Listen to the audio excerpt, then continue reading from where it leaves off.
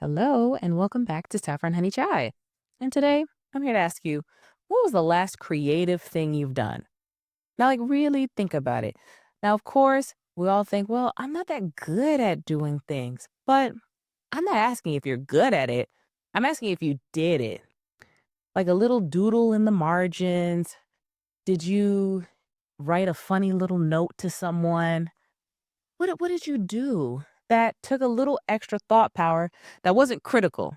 Of course, critical thinking is very important, but creative thinking is important as well.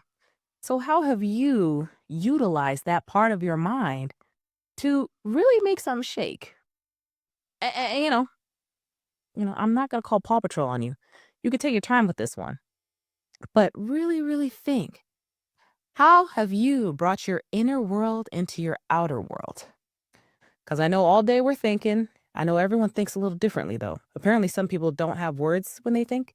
Some people just have pictures or like impressions of things when they think. I don't know. It's words in here and sometimes pictures. It's like a movie. But I know other people, it's a little different. So for me, writing has always been the most easy form of creative expression for me. I get a pen, I get a little notebook, and I just start going to town. And then I type it up later, clear up any mistakes, and I never look at it again. It worked out just fine for me. But for others, maybe you want to do like calligraphy, you want to paint, you want to, add a little something, or even you want to dance. Dancing is definitely a form of creative expression. It's just, do you want to dance in front of people? That's a little different for people. I understand, when you move your body, that felt a little different in the world. But what have we really been doing, Because I know all day I am usually on TikTok. I'm just scrolling. I'm like, wow, I've been on TikTok too long. And then I close it and I open it again. I say, oh, wait, I said I have to close it. And then I go to Instagram and scroll through Instagram. So for me, this is also a call out. I'm not doing anything creative enough either. I mean, of course, I do love writing, right? I love it. It's like my passion. But I don't always put in the time to sit down and write because it's like, oh, I could be doing all this other stuff. But I love writing. So shouldn't I take the time to write even 5 minutes? Because it's not something I'm doing for someone else. Just the same way I read and do all this other stuff for the sake of curiosity and free will, shouldn't I take some time to create? The issue is, however, that you have something called an inner voyeur. There's someone inside of you, or like a part of you that's inside of you, rather, that's always thinking, why would you do that? What will people think of it? And so your curiosity, your creativity, your inner fun, it's all hijacked for the sake of, oh, but what will they think? It's like all pearl clutching and nonsense. There's truly no need for that. You're actually allowed to do what you want because you have a little something called free will. If you want to draw very crude figure drawings of little stick figures fighting each other in the dirt, if you can figure out how to interpret dirt well, probably I would just draw a few blades of grass, right? To show that there's dirt. You can do that until you're content. But that little voice in your head will be like, well, what's the point? It's not realism. Who'll even understand? And it's not about who will understand. It's about what will make you happy. What is going to be enjoyable to yourself?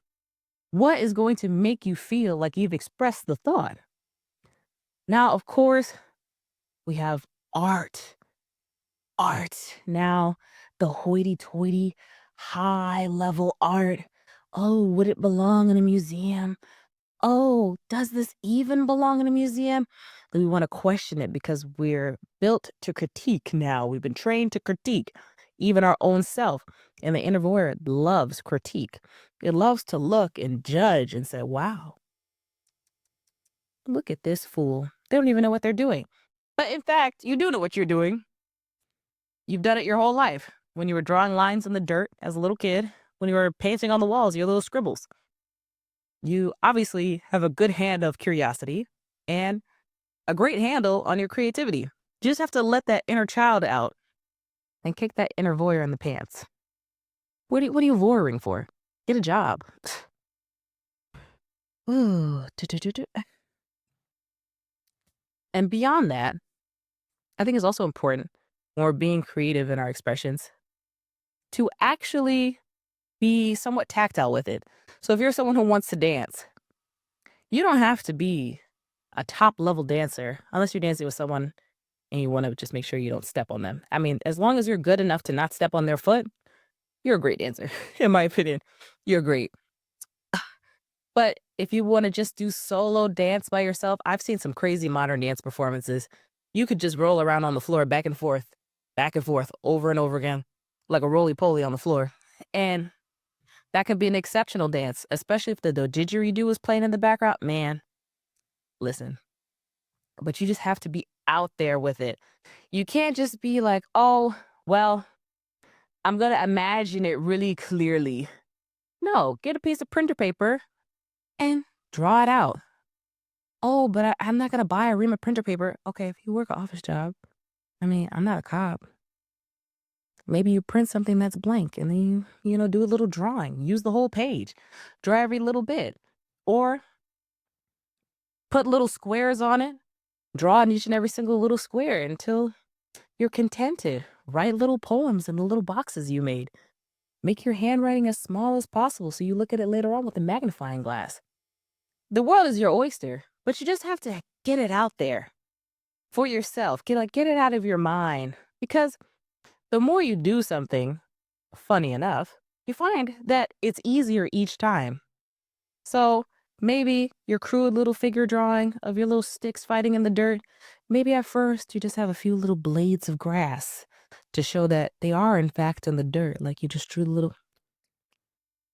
But maybe now you do a little shading and you show on one of the stick figure's cheek that there's a little bit of dirt. You draw like a little blot, and it's like, wow, they're in the dirt, they're fighting. Over time, you will improve. They used to say, oh, insanity is doing the same thing over and over again, expecting a different result. However, technically, practice is doing the same thing over and over again. And you will, in fact, get a different result. Now, of course, other people in the world can make you crazy, but independently, so long as you're just doing a solo activity like drawing or writing or dancing, you can only ever improve because you learn more about how to move your hands when you draw. Like the few times that I've actually tried my hand at figure drawing, I still haven't been able to get the handle on it.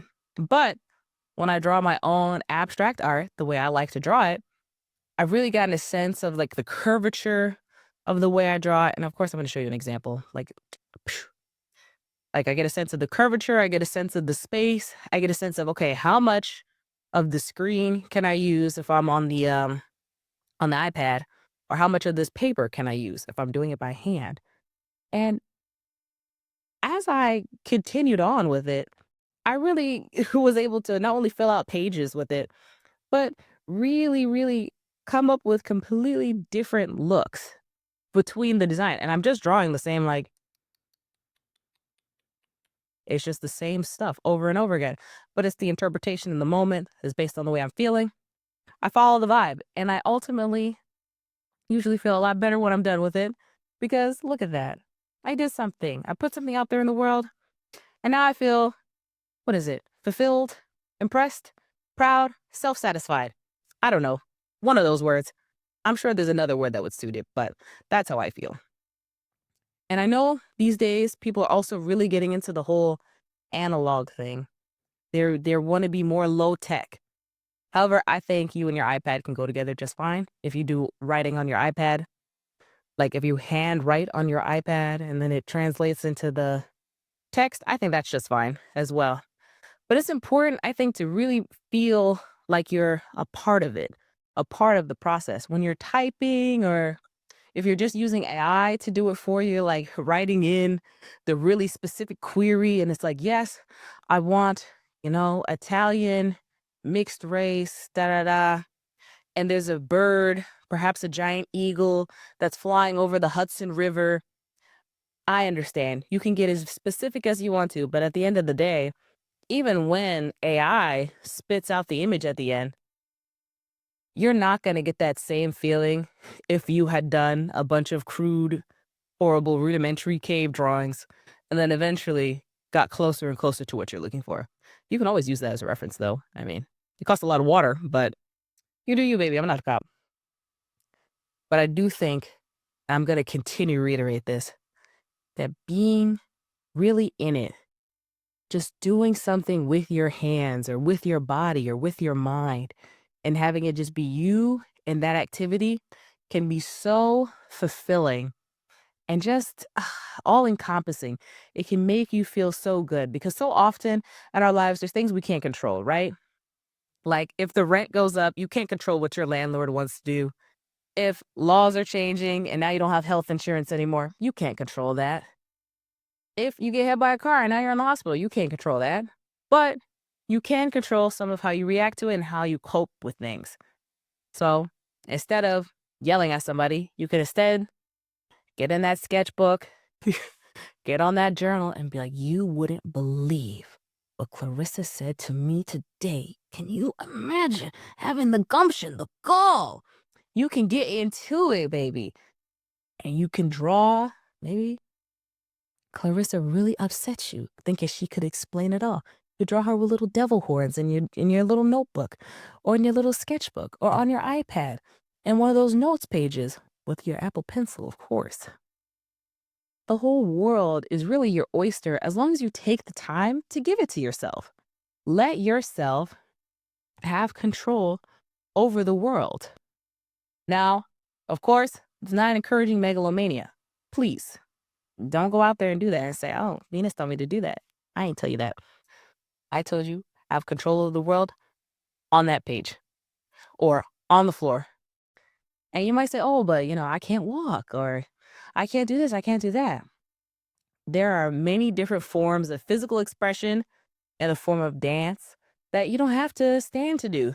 If you have arms that move, if you can't even move your arms, the little whatever muscles are available to you, just start moving stuff.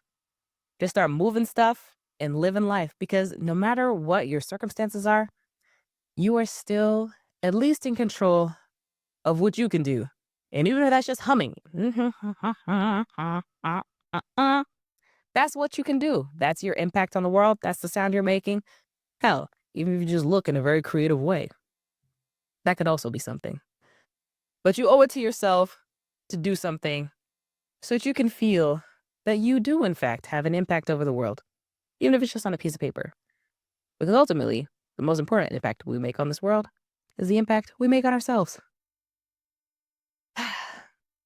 I hope you guys carry that with you into this next week and really, really, really let it keep you warm because it's getting cold out there. It's getting very cold out there.